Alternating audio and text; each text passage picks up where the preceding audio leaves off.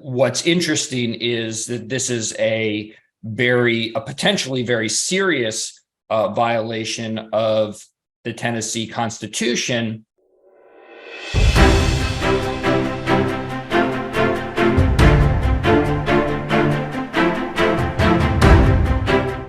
Hello, everyone. I'm Brandon Lewis, founder of the Tennessee Conservative, the Volunteer State's largest conservative newspaper. Today, we are joined by Judd Legum. Legum was born in Annapolis, Maryland, earned his Bachelor of Arts in Public Policy Analysis from Pomona. I hope that's right. That's right. Pomona College, and a Juris Doctorate from Georgetown University Law Center in 2003. Legum founded Think Progress in 2005, running it for 2 years before leaving in 2007 to join Hillary Clinton's presidential campaign as a research director. Following the 2008 campaign, he practiced law in Maryland before returning to Think Progress. He became the site's editor-in-chief and grew it up to a 40-person newsroom that earned 1 million times 10 million unique visitors a month. In 2010, Legum unsuccessfully ran rather, for a Maryland House of Delegates. I've been there. I lost the city council election when I was in college. Thank God that I did not win. Legum has drawn notice for reporting and commentary on a range of political topics, including the 2016 presidential campaign finance, which we'll talk about later in this interview, the legacy of Martin Luther King in contemporary politics, and the media's role in politics.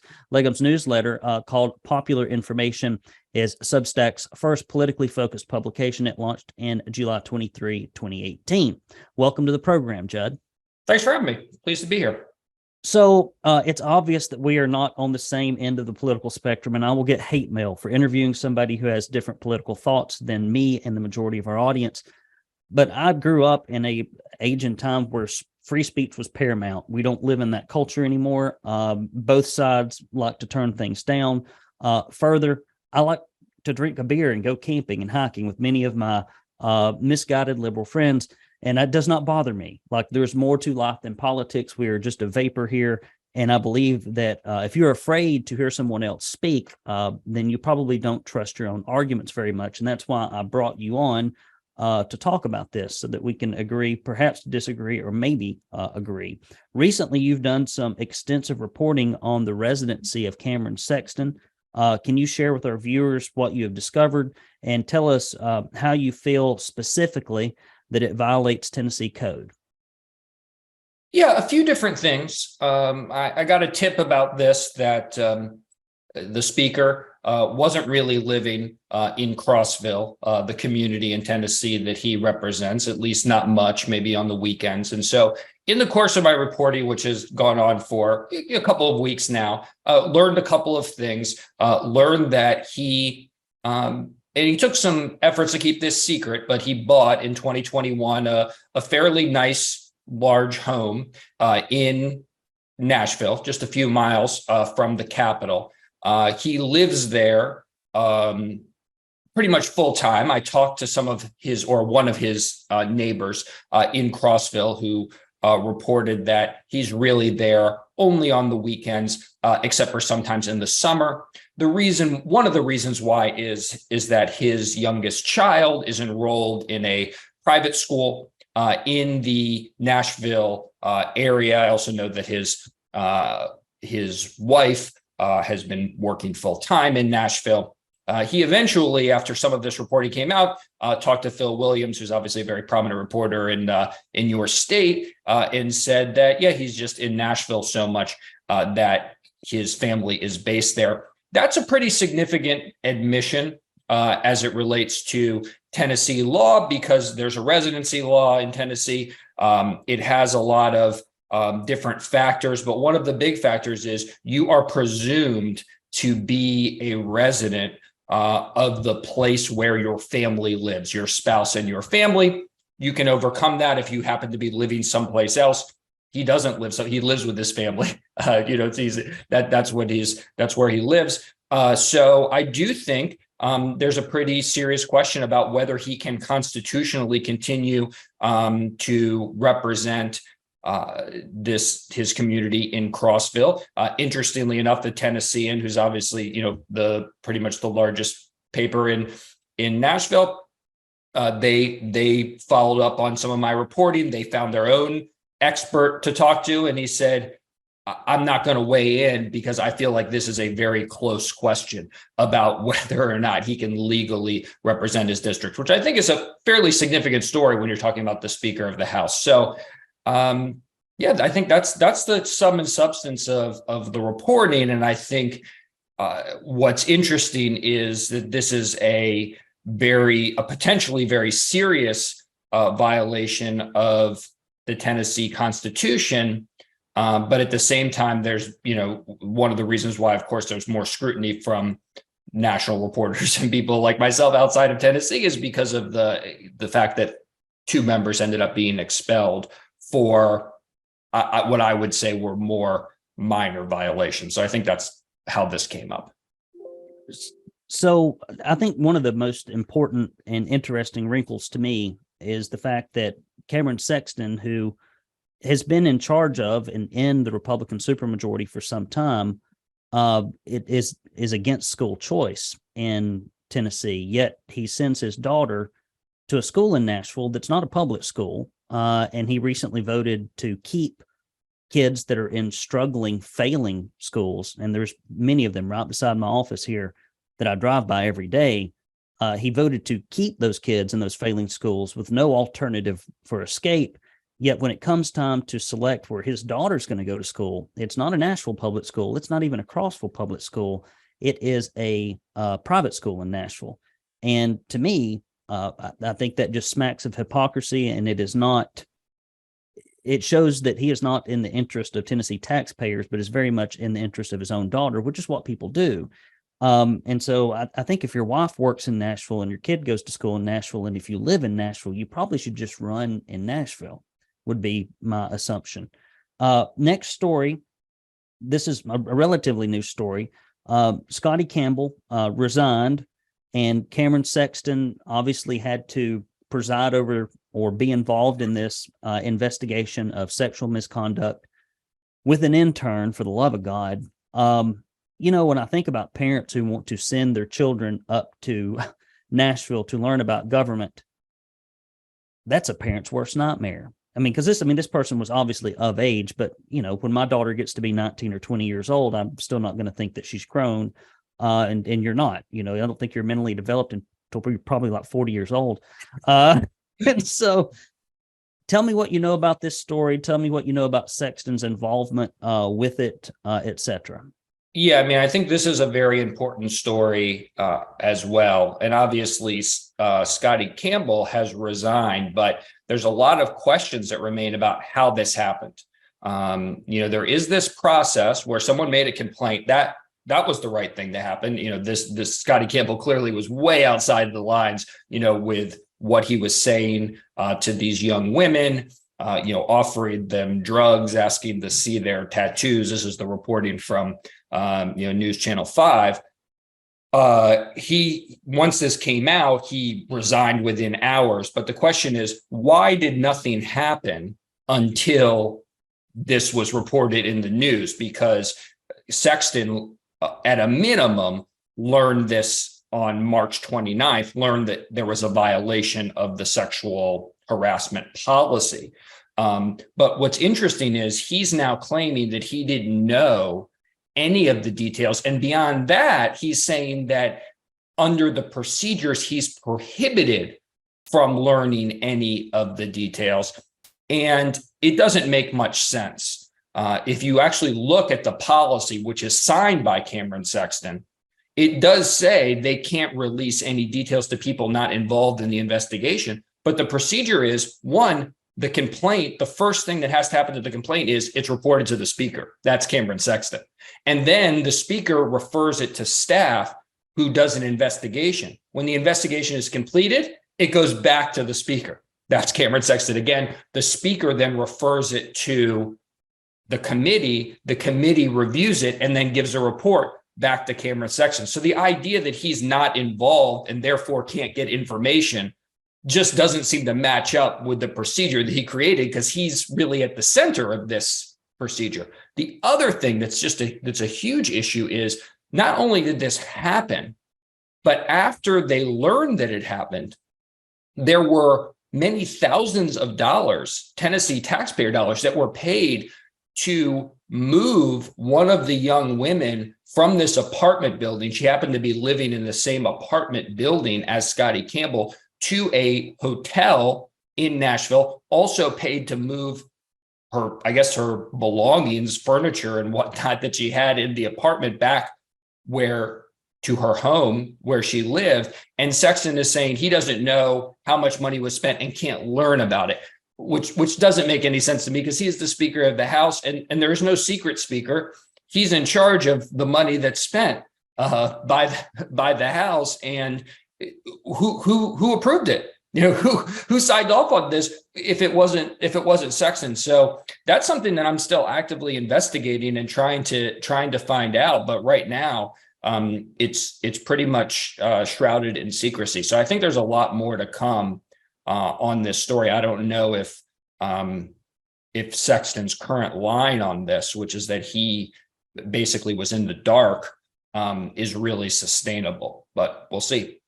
We will see. Now, there was a decision handed down from that committee, and I think it was on March 29th, which would have been roughly a month ago now, correct? That's right. Okay, so he knew for at least a month, and it was released at that point. That it's like just kind of public knowledge. Like the committee, as you understand it, has made their recommendation. Like it's at that point, it could be released to the public, correct?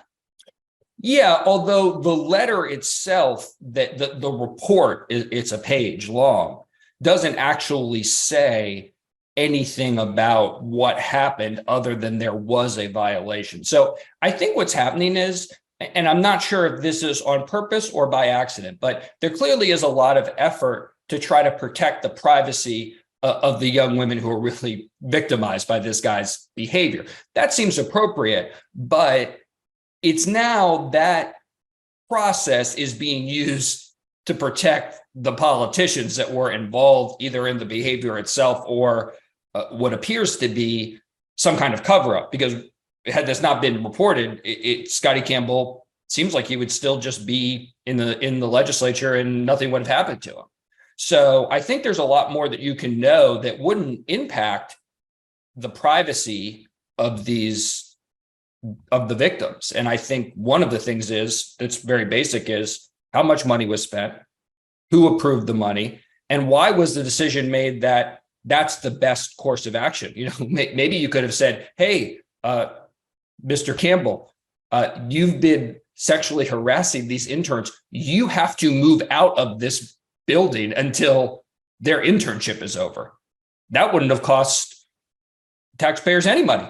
Let the interns stay where they are. Why did they have to move? Scotty Campbell had to stay when he was the person who was engaged in misconduct. So, a lot of questions still out there. Well, we will see if somebody will chase this down. Believe it or not, our Republican representatives will not get back to the Tennessee conservative, the ones that aren't conservative, because we ask tough questions. I believe it used to be old school journalism was about being very skeptical about your government, regardless of the party. And it's turned into one party is very, very skeptical about the government if it's Republicans and they're Democrats. And then the other side of the press is very skeptical about Democrats if it's a Republican publication. But we really should, as the press, I believe, if we're doing a service, now we do come right out and say where our bias is. We've got an axe to grind and we let people know. Most people act like they don't have an axe to grind and then grind it anyway. But I believe that we should hold our elected officials to a high standard regardless of party, and this is apparently not very good, and we could do a lot better. Guys, help support our work. Somebody else is not going to do it, but about 95% of our subscribers and listeners think that they will, which is why and how we get into a position where we are outnumbered 80-1. In the volunteer state as it relates to conservative news outlets versus the corporately funded ones. Why don't we have more conservative news outlets, Brandon? I'm such a good patriot. I'm on social media all day. Well, what have you done in the last 30 or 60 days to actually help? for the most part, about all you can do to help us is to write a check and send it to the Tennessee Conservative at 1523 East 27th Street, Chattanooga, Tennessee, 37404. Those of you who do that know who you are, and I'm exceptionally and extremely thankful. But I got checks. I came in. There's like checks. People mail checks. I'm so excited. We need it. Our poor little bank account stays at the same level all the time. It doesn't go up and it doesn't go down, and I don't take any money out of it. So if I can do this for free, you can definitely pay a little bit and chip in. Your monthly support really helps. Or you can go to TennesseeConservative.news.com/support, and if you give any amount, you'll get this bumper sticker that says, "Stop feeding the rhinos, please. Stop feeding the rhinos." This is really the fault of the corporations and the special interests that feed the rhinos in our state, because God knows it is not the individuals back in their district, because we know that from the Follow the Money report. And then we have a "Don't California My Tennessee" bumper sticker. Now, in all honesty, most people that have moved here from California could have moved anywhere, and many of them are motivated almost exclusively by the fact that we're on the outside looking in, maybe not so much on the inside looking out, a conservative state, and they tend to be more conservative and give more proportionally than native Tennesseans who are conservative, and they tend to take more action. That's what I've discovered. But we don't want to have the California politics come to Tennessee, and we will send you this updated directory of all your state and local officials that are in the House and Senate. And we did lose one, Scotty Campbell. We're going to have to replace him. He was getting a little frisky with an intern. Good grief. And old Sexton helped to cover that up and silence it. If you give $50 or more, or a $10 recurring donation or more, come on, guys, $10? In Joe Biden's economy, what are you going to get for $10? Nothing. Nothing this good. We will send you this "Stop Feeding the Rhinos" tumbler. This is a brand new one. This is something that you could probably carry around if you wanted to in all circles, and only the conservatives will even know what a rhino is. Most people will come up and say, "Hey, did you know this is misspelled, or is this from your local zoo? What is this?" They won't know, but the conservatives will. And we will also send you this Proud Tennessee Conservative koozie. Man, I put a cold beer in one of these about 5 weeks ago and set it out in the sun, and it is still as cold as a block of ice. If you believe that, please do give to Tennessee Conservative News. We need your help. Ain't nobody else going to do it. It's up to you. Switching gears completely. In 2013, a survey of journalists found that only 7.1% identified as Republican. I imagine today that number is even lower, just given the way that things are going. What are your thoughts about the unstated biases of modern day corporate media complex? Because they're all owned by just a handful of companies. Maybe that's one reason you went out on your own. Should they continue to feign their nonpartisan stance, or do you think they should do something like we do, where we just come right out and say, here's here's where we're coming from. We're not going to pretend to be unbiased. What do you think? What are your thoughts on that? It's a tough question. I will say that my own view and my own perspective is that it's better to be upfront. If you look at the about page of my publication, Popular Information, it says this is a progressive publication. At the same time, I don't think that means that I have any less of an obligation to be factually accurate. And I have, and I really value the fact that I've got people from a variety of political perspectives who read the stuff that I put out, and hopefully it's because they recognize that, like, look, I'm going to show you the deed to Cameron Sexton's house, and you are smart enough. And I'll tell you kind of how I feel about it and my interpretation of why this is important, but I'm going to show you the raw information as well. And you can then, I believe you are smart enough to make your own opinion about it. And you can take that and maybe you have the exact opposite conclusion. Maybe you have something in between. But I think that if you are very clear about putting together the facts, you can share essentially your interpretation of why those facts are significant and what the import of them are. But because the facts are there, your readers can then take it and have, an opposite view. And I get people who email me all the time. I send out my newsletter. I'm getting stuff back in. And some of them are saying, hey, great job. And some of them are saying, hey, you blew this, and here's what I think. But that's all part of the process. So that's the way that I think things should go. I think that there's, when I think a lot of the media is trying really desperately to be perceived as unbiased, and it backfires a lot of the time, because people do have views. People do have views and perspectives. I do think that it's healthy to have a variety of views and perspectives represented in the media, and I hope that's where we're going. It's not always just a left-right thing. I think there's a lot of places where there's crossover, and you can find yourself agreeing with people who might be associated with a different party, especially as I watch the way politics works here in DC. I've been watching it for some time, and I can tell you absolutely with certainty that there's a lot of very messed up things about how the Democratic Party works in DC and around the country, just like I think there's a lot of messed up things about how the Republican Party works. But it's absolutely not, there's no purity on either side. And I do feel like it's my obligation when I see something that I think is wrong or needs to be exposed, to do it kind of regardless of who it's about and what letter they might have beside their name. That's a good answer. A couple things. Number one, I've thought about this. I just don't have enough time to do it because I'm a citizen journalist. I don't make any money doing this. I do it as a passion project. Corporate welfare in Tennessee is something that Democrats hate and conservatives hate, but corporate Republicans love. It's like one of those things that there's a huge push from the grassroots not to give millionaires and billionaires an unfair competitive advantage against small businesses out of the Tennessee taxpayers' funds. It's terrible. And organizations like Americans for Prosperity, which is, touts itself as being libertarian, but it's certainly libertarian conservative. We agree on that. I believe that even people not that I'm sure our viewers absolutely hate this, but I think I could probably get the Tennessee Three to join me on the steps of the Capitol and say enough corporate welfare.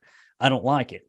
I hate it. And even when you poll people in Tennessee, both Republican grassroots voters, GOP primary voters, and Republican and Democrats at large don't like the corporate welfare. They hate it, like the Tennessee Titans Stadium and other things like that. Yeah. Which leads me into my next question. You've reported significantly about campaign finance issues. We did a very lengthy, time-consuming report called Follow the Money Report. And if you want to go there, Judd, you go to followthemoneyreport.com. I think it's what it is. It's on our website. And basically what we discovered is what I knew. I wrote a book called How to Raise Money for Political Office. And it really kind of opened my eyes to how corrupting the influence, in particular, of corporate and special interest money is in politics. We basically found that the Republican leadership in Tennessee, which I'm sure if you looked at the Democratic leadership, it'd be the same thing. Their money comes almost overwhelmingly from outside of the district. I mean, it's like very small percentages of inside the district. It's from special interest. It's from corporations, and it's not from individuals back home. And so you've got this massive conflict. All the money, the easy money that the lobbyists bring in to the offices, the people that basically live under the desks of the legislators up there, all that money is from left-leaning corporations, but all the votes comes from conservative primary voters back in the district. And I bet Democrats probably have the exact same thing. What have you seen with that? And what are your thoughts on it? And is it good? Is it bad? Like what could we do any different other than just call attention to the fact that there's this huge conflict of interest? Yeah, I mean, I think this is something that we could probably find a lot of agreement on, because you're right. This is a big through line. I got to bounce around from story to story. I don't limit myself too much, but corporate power, corporate influence on politics, something I keep coming back to.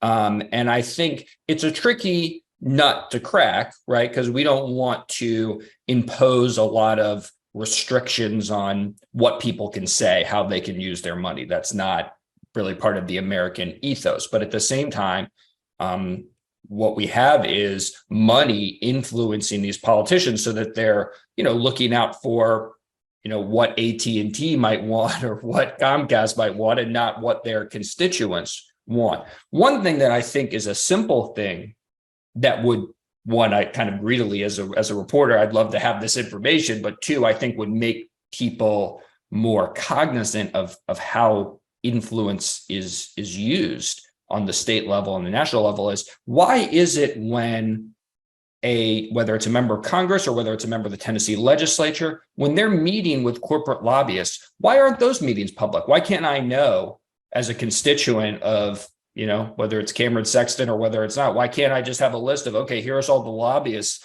they met with, and then you can just sort of see, who's getting a seat at the table, things like that. I think that there could be a lot more transparency around, we have the ability now for essentially nonprofit groups to come in, parachute into Tennessee or whatever states, dump tons of money in. But because they're a nonprofit group, if they're not specifically saying vote for this person, but they're, they might just be talking about what a great person that person is, it's not tough to figure out what they're doing. The donors aren't disclosed. So why couldn't we know where that money's come? So I think transparency could help at least a bit. Well, it's interesting, even with lobbying in Tennessee, you mentioned that. We had a couple of bills. One of them was that taxpayer-funded lobbying, which happens all the time in Tennessee, where the government lobbies against the interest of its own constituents that it represents, that there be transparency. So if you're lobbying for the teachers, union or whatever it is, and you happen to be in, basically in the executive branch of the government, that if you're spending time and energy and effort, and in particular, if you've been hired by localities or other organizations or mechanisms in the government, that we have to disclose that just as the for-profit lobbyists. Republicans wouldn't even touch it because they like it. And we even have members of the legislature who are married to lobbyists, and they're on high-ranking committees. And so even though the corporate welfare is unpopular and Republicans don't like it, that money goes into the wife's pocket, and then it goes into the budget of the individual voting on it, which is just remarkably unethical. And it's a huge conflict of interest. And so the lobbying situation with relatives and friends and wives in Tennessee, if you really want to get on a story, Judd, you might chase that one down. It's pretty ugly. Yeah. All right. Well, I'm going to give you the last word. I know that I will get hate mail for having somebody of an opposing view on this program, but I'm always here to bring people the truth, whether they like it or not, and it will bring some in and it will push some away, and that is all well and good. So, Judd, tell people where they can find out more about your reporting. And then if you've got any last words that you want to share, it's all yours. Yeah, you can, if you're interested in checking out my newsletter, it's free to sign up. You can go to popular.info. And just my last word is I really appreciate you having me on, being open to this discussion, to taking the reporting I've been doing in Tennessee seriously. I read very broadly.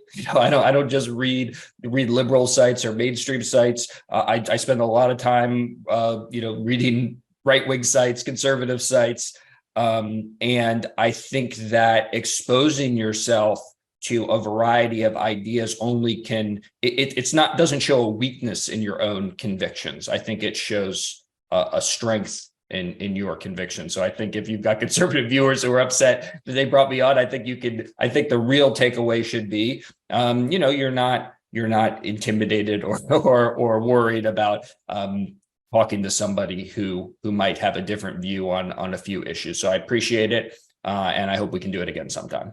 Well, I've enjoyed it. I know that you're very busy. I appreciate your time. And I'll close with this. Buckley, I used to love watching his old firing line shows. And you can go watch them in recording, and we're still talking about the same things. I mean, it's like it says in Ecclesiastes, there's nothing new under the sun. People think there is. It's like people that have not read, apparently, a book recently thinks that all this stuff is different. It's the same. And he would always have people come on, and they would have these very heated but very civil conversations, and we've lost that civility in our discourse with other people. And I think it is a shame as we don't argue the merits of the ideas or the facts. It turns into some kind of primal scream, which I could do without. Well, thank you again, Judd, for coming on here. And if you ever come through Chattanooga, I'll buy you a beer. Sounds good. Looking forward to it. All right, guys, Brandon Lewis here with the Tennessee Conservative News. If you'd like to find more stories like this, go to TennesseeConservativeNews.com, hit that subscribe button, or search Tennessee Conservative wherever you get your podcast. Until next time, this is BL signing off.